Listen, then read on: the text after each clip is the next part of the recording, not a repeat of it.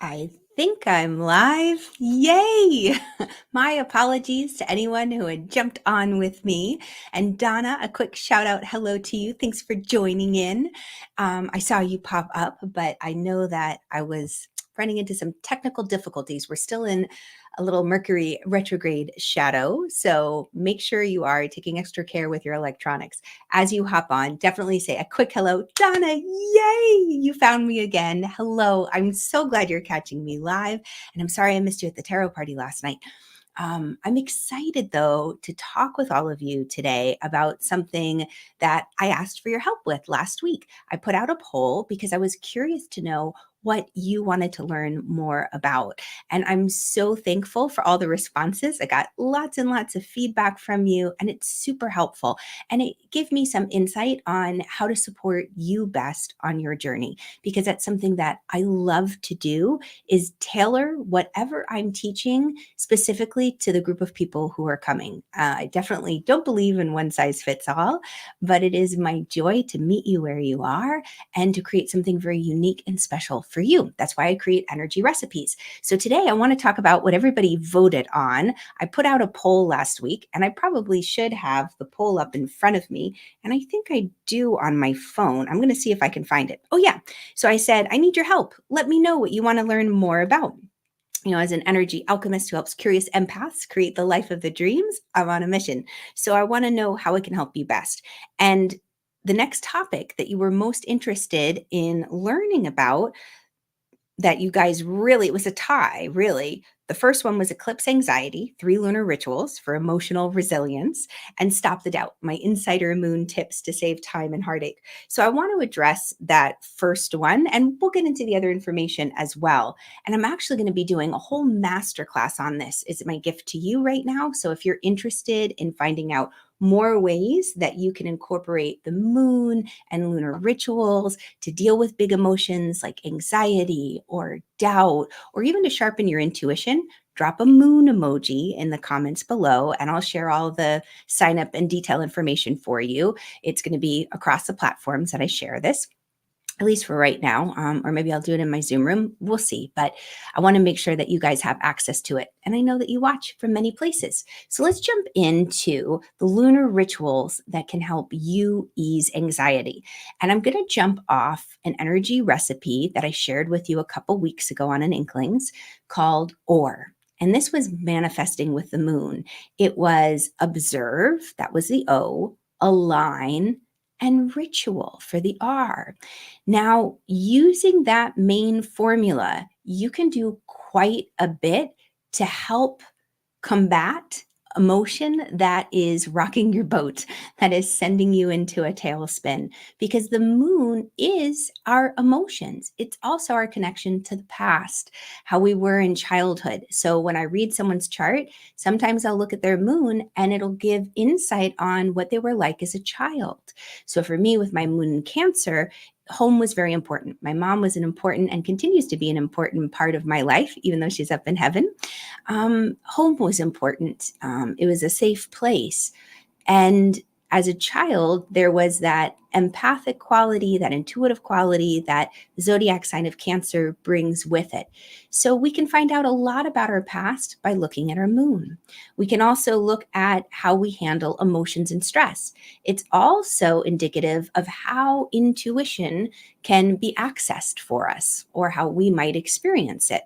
So when it's coming to these big emotions, especially things like anxiety, the lunar rituals that I want to share with you are going to dovetail into that OR recipe. So the first thing is observe. When I was going through my priestess process training, I ended up, one of the parts of the practice was we had to sit with the moon at night. And it was, anywhere from a half hour to an hour, but just simply sit and gaze upon the moon. And what I would encourage you to do, I know that there's, on my phone, I've got an app, and actually it's right on the front, and I can see it's a last quarter moon today, and the moon sets at 12:58 p.m. So the moon's still up where I am. And if I click on that, it brings me to the weather app, and it lets me know, well, the moon is going to rise again a little bit before 4 a.m. my time tomorrow. So you may not always be able to see it at different times during the day, But what I encourage you to do is take note of when is the moon rising and setting where you are. Set aside some time that day. So this is the first ritual, to simply sit with the moon. It's basically a moon meditation. You can get very formal and bring more ritual into it. For example, when you sit down, you can set an intention. Maybe there's a question or an insight you're looking for more information on. You can write that down, and then you just simply sit and you can gaze upon the moon, or you can close your eyes and just feel the energy of the moon. The second part of this ritual is observing.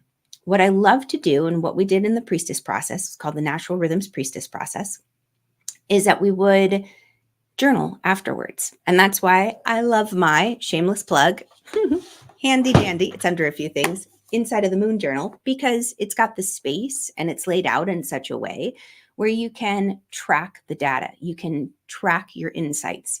But in that moment of observation, I also invite you to just notice, what kind of insights did you receive sitting with the moon? Maybe let's say you set a timer for 5 minutes, 15, half an hour.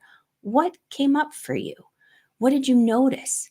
Because then the next part of this, the align, is whatever insights came up, I invite you, check out what zodiac sign is the moon in. Easy ways to do this. You can ask Siri on your phone. You can Google it. There's little calendars that I can share with you. But you simply say, what zodiac sign is the moon in? And then kind of check and see, how were my insights? Did it align with the qualities of that zodiac sign?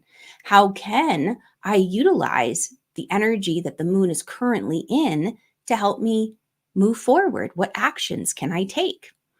And then the last part, the R for the ritual, the way that I really see this coming up right now is things, let me say it this way, transitions are important. And transitions, when I taught yoga, I found that transitions are often rushed through. Let's take a sun salute, for example. Most people are focused on the downward dog or the up dog or the chaturanga, but they're not thinking about that transition in between, like going from the down dog to the forward bend uttanasana, or jumping back from forward bend into a push-up position of chaturanga. They're focused more on the pose itself. But the real, how do I want to say, treasures lie in the transition. When we go into automatic pilot, we're driving our car and we just end up at the grocery store. We don't know how we got there. We miss out on the rich rewards that come from being present in the moment. So what I invite you to do is always have an opening and a beginning, an opening or a beginning and an ending to your rituals. So when you sit down with the moon to observe it, you set it up in such a way that maybe you have a crystal that you work with, maybe you light a candle, maybe it's just you simply there with your journal and you're writing down your intention or question. And then you pause, you simply be. Check out your insights. How can you align your insights with where the moon currently is, the phase the moon is in, the zodiac sign, and then that ritual, tie it up, bring an ending to it. It might just be something as simple as you can say, so it is. You could say, amen. You could say, like you could ring a little bell, a tingsha bell, or simply blow out a candle if you lit one. But have a way to close the ritual and to offer gratitude for any insights that have come. And that really begins to make a difference. So that's an overarching, very big energy recipe for dealing with anxiety or any kind of emotions. Observe, give yourself some time to simply sit with the moon and have that opening to your ritual. Align yourself with what's going on with the moon. Is it a new moon, a full moon? Is the moon in Aquarius? Is it in Virgo? Just kind of say, how can I harness this particular energy with what I'm feeling and experiencing and with my goals? And that are the ritual. Make sure that, like any ritual, you have an ending to really wrap things up. And so, Donna, you're saying not on Facebook anymore. Yeah, no worries. That's why I love to bring this out on other platforms as well. And the name of the moon map on the phone. So mine is an iPhone and it's just part of the weather app. So like when I go into, it's like a little widget that I can put on the front, but it's just the weather for the city that I'm in. So if your phone has a weather app, then it might, and this just came preloaded on the phone. It also includes what's going on with the moon, as well as like humidity, pressure. It includes sunset, what the wind is, the UV index, and then also gives you insight about the moon. So I like that because it's, well, who is it from? It's from the weather people. It's just weather data. And that's a nice one to go with. So hopefully that answers your question. All right. Yeah, check your weather app. So if it's an Android, I'm sure they have the same thing as well. And I want to make sure I'm not missing any questions on Facebook. But as I do this, what I do encourage you to do is, if this has been helpful, please do share it with a friend and pass it along. When we can start to get into the rhythms of nature once again and align ourselves with things like the cycles of the moon, life becomes more easeful. We're not going against the grain. It's something like, you can think of it, eating food that's in season. It would be great to have watermelon in December, but it just doesn't taste the same. It's not as sweet. And then you think of all of the carbon emissions and the cost of it that had to be incurred to ship it from somewhere around the world to get to you during, let's say, winter season. It's like going to Northern Hemisphere mode. But it was funny. I saw a post somewhere where somebody was like, not everybody's in the Northern Hemisphere. So wherever and whenever it's winter for you, hard to get those summer fruits. And we're better off just waiting till the summer when we can start to really enjoy them, the sweetness of them, the joyfulness. And it gives us something to look forward to. It also marks a moment, like a temporal landmark. I have a friend who, when she thinks of cherries, it's always summertime because her mom would bring a big bag of cherries to the pool. And that means summer. It's these memories that come back. The cherries in the winter, that might be nice, but it's out of sorts. It doesn't work well.